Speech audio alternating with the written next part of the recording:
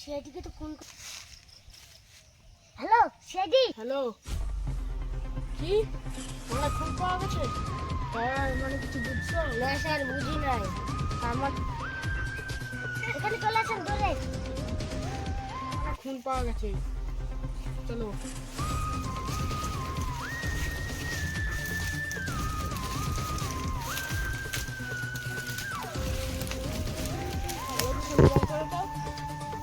সে আমার কি কাজ? আরে তোর দরজা ভাঙা কাজ, তোর দরজা ভাঙা। ভাঙবো কোনটা? আরে বাড়িতে যায় আগে, তারপর দরজা ভাঙবি। আমি দরজা ভাঙবো কেন? হ্যাঁ, কে কিছু বলতো? বল। দরজার কাছে যাই তারপরে দরজা ভাঙিস। না এখানে তাহলে ভাঙ। দরজাটা ভাঙতে হবে। চলেন স্যার। চলো।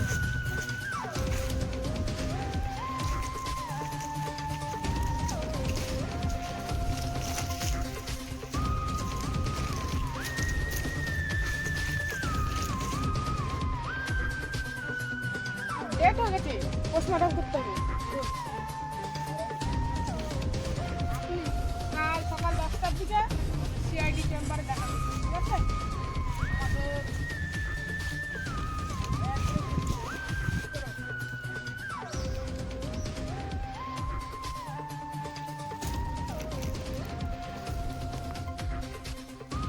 স্যার এইটা পেলাম।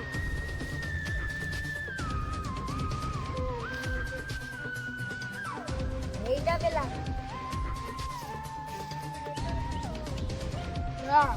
দাগ আর একটা পেলাম। এই ধরো, সাবধানে। আরে তো চিঠি মনে হচ্ছে না, পড়ো তো। এটা ডাক পাচারের লোকেশন। দেখি অভিজিৎ, এই লোকেশন এখনই ট্র্যাক করো, আমাদেরকে বের হতে হবে এখন। স্যার পেয়ে গেছি, চলেন। স্যার এই পোস্টমর্টমের কি হবে? পোস্টমর্টমটা থাকুক, আমি পাঠাচ্ছি, লোক পাঠাচ্ছি, নিয়ে চলে যাবো।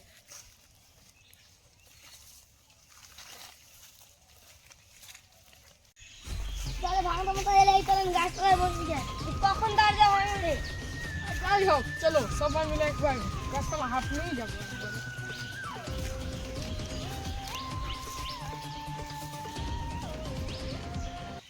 কি করে দেখেন কিরকম গন্ধ হচ্ছে।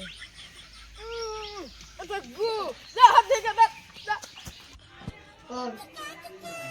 ওই ডাক্তার চেক কর। আর মালটা দিয়ে দে টাকাটা।